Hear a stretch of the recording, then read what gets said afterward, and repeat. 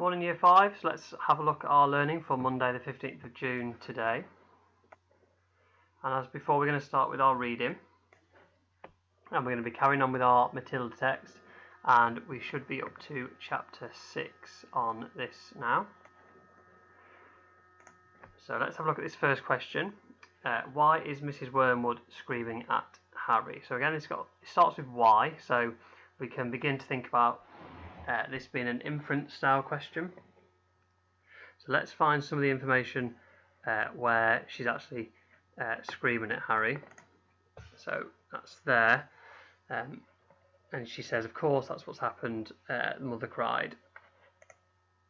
And then let's have a look at maybe the reasons why she's actually shouting. So she says, mine's terribly strong. And obviously she's talking about the hair dye at that point. And she's explaining that she only uses a tablespoon with the whole basin of water.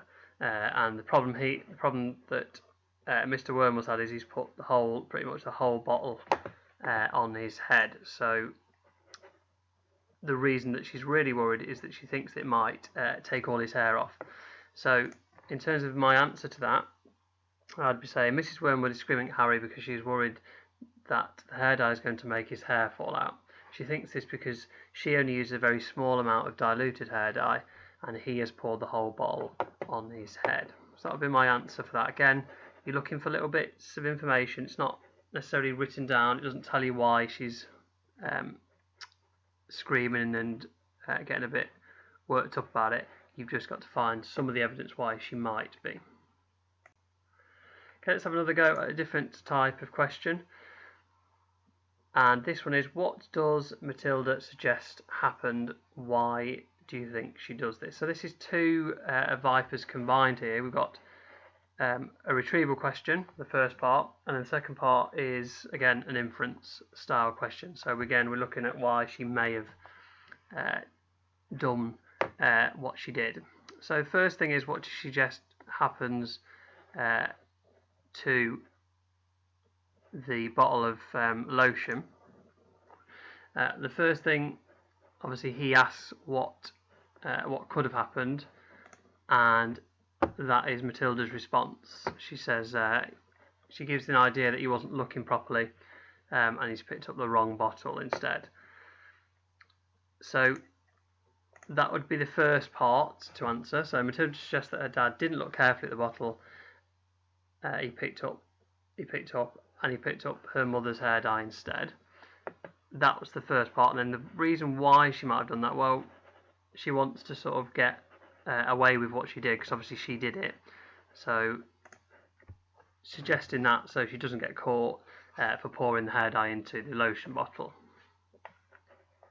So have a go at those some more questions in your packs today, again on chapter 6. Okay, so on to our maths for today, and again we're carrying on with our geometry and shape. But for this week we're going to be concentrating on coordinates, reflection and translation. So we'll start with coordinates for today. And we're just going to be looking today in the first quadrant. Now this is the first quadrant.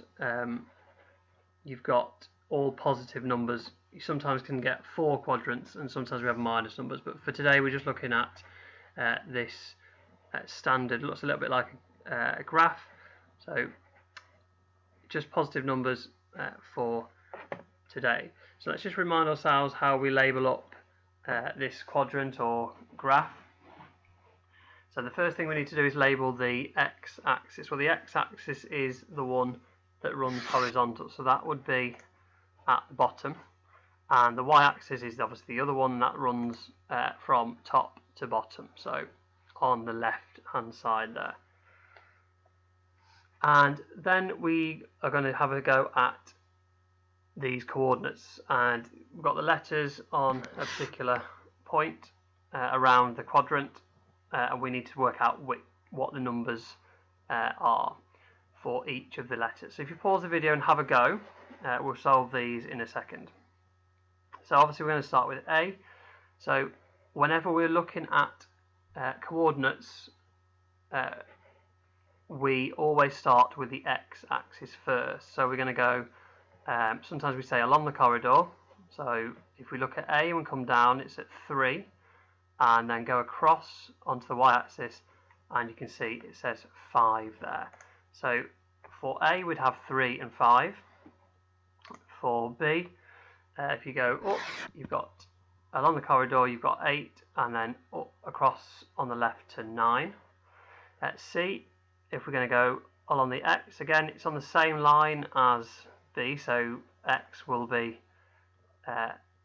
8, and then go along to the left, and we've got 1. So C should be 8 and 1. And then if we look at D, x-axis, we go up to D, it's on 2, and then if we go left and across, 2 as well. So that's 2, 2. And then E, we're going to start at 6, because we're going along that x-axis, and across to 7. And then the last question there, it says, does it matter which way you write the numbers? So yes, it does. The first number in the brackets will always be the number from the x-axis, and the second number will always be the number from the y-axis. Okay, so if you pause the video, you can have a go at that yourselves. Okay, so answers for these then. A would have been 4 and 3. B would have been 8 and then cross to 4.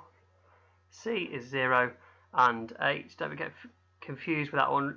See, it's actually on the y-axis line, and you can see if you go down, it still says 0. So don't be confused with the 0. D would have been 10 and 0, and then E would have been 2 and 2. Okay, so different style of question. You might be asked to give the coordinates for the vertices of a particular shape, and this one we've got a square in front of us here, and remember the vertices are just the corners of the shape, and for this one we're going to start on the top left there. So pause the video, see if you can work out what the coordinates would be for the 4 corners, 4 vertices of this square. Okay, so we're going to start on that top left, and if we go up, we can see that the x-axis is 3, and then we go across, and the y-axis is 8. So it should be 3, 8 on that top left, and we're going to work our way clockwise round. So we're going to go top right, so that will be on the x-axis, that's 7, and the y-axis hasn't changed from the previous one, so it should be 7, 8. If we go down to this bottom right now, we can see that the x-axis will be 7. Again, that's not changed from the one that we just did before. And we're going to cross to 4. And then finally, if we look at that bottom left, we're going to go up from 3 on the x-axis and across to 4 on the y-axis.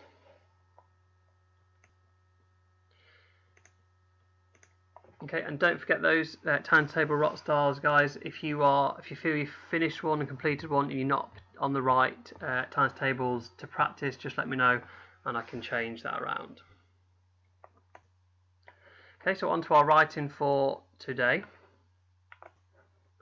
and we're going to have a look at a particular poem today. It's called Haiku from Japan, and we're going to be concentrating this week on the time that the schools were closed and lockdown, on our own lockdown experiences, and we're going to write a poem about that today. So first of all, what is a haiku poem? So as I said earlier, it's a Japanese poetry, and it's a rhythm poem. So they've got a particular number of syllables when you read them, so it gives you a good rhythm to follow. And we'll go through what syllables mean in a second. So what does the word syllable mean? So syllables are the separate beats or parts of a word. Okay, so in a second we're going to have some words that come on the screen, and we're going to try and when they come on, we're going to see if we can clap along with how we're saying and what emphasis we're putting on particular parts within that word. And we're going to clap along to it and see if we can count the syllables within it. Okay, so coming on the screen now, you can see there's a few different things that have been added. So we're going to start with this butterfly if I reveal that. So if we say the particular word and we clap along with it, you can see it's got butterfly, so that would be 3 syllables. Let's have a look at the ball. Okay, so if we just say ball and clap along, ball would just be 1 syllable. Go over to this candle over here, and candle would be 2, and then this watermelon here would be watermelon, so that would be 4 syllables for that one. Okay, so that's how we remember our syllables, by clapping along within the main parts of the word. Really important for haiku poems. So what we're going to be doing today is we're going to try and write the very short poems, a haiku about our time during lockdown. So we're going to have a look at these poems now. I'm going to see if we can recognise a common syllable pattern within them. So if you pause the video and read these out loud and clap along with them. So hopefully what you found out is you can see a pattern emerging, and that pattern for each of these poems goes like this. So you've got, obviously each one has got 3 lines, and in the first line we've got 5 syllables, in the second line you've got 7 syllables, and in the third line there are 5 syllables again. So if you read them again now, see if you can spot that pattern.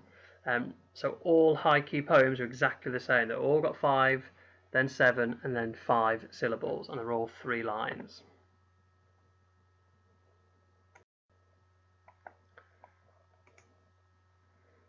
Okay, so question on this one though, so linked to our lockdown, keeping in touch, communicating in high-tech ways with loved ones so our world can heal. Just check that that has got that 5-7-5 pattern, and hopefully you've clapped that out and you can hear that. So this obviously poem is about connecting, isn't it, with others that maybe you weren't able to see.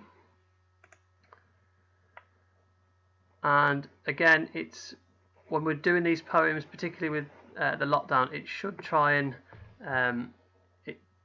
make us feel a little bit. It could make us feel positive, or it could be the negative, depending on what atmosphere you want to create with your poem.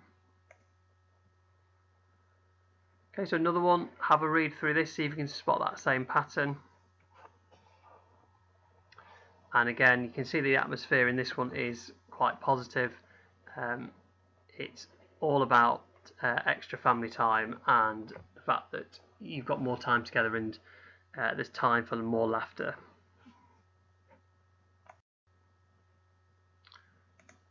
Okay, so see if in a second there's some words going to come up on the screen. See if you can rearrange them to create that haiku poem. It's really tricky, this one.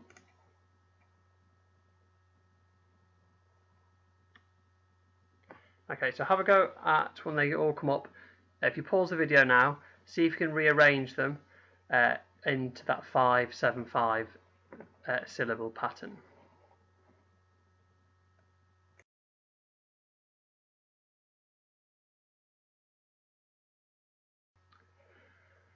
Okay, so here are the answers if you were not sure. Hopefully you managed to do that. So school is closed today. My dad is now my teacher, teaching me new skills. So again, clap that out and see if you can find that 5-7-5 syllable pattern. And now we're going to have to think about writing our own haiku. And these are just some ideas of the themes that you might want to write about. So your theme could be learning at home. It could be the fun times with family or the people you live with. It could be keeping in touch with friends and family, obviously online. It could be your thoughts and your feeling during lockdown.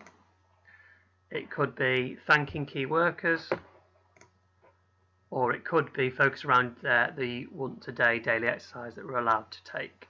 So think about what your poem will be about, and again, you could write as many of these haiku poems as you'd like. So in your patch you'll see that there is a template for you to use and also a word bank, and that has some of the words that might be relevant for your lockdown poems, and have also been broken down into different number of syllables to help you out. So as I said before, you can try and write as many as you can, and hopefully what we can do eventually is try and create a bank of these once we're all back at school.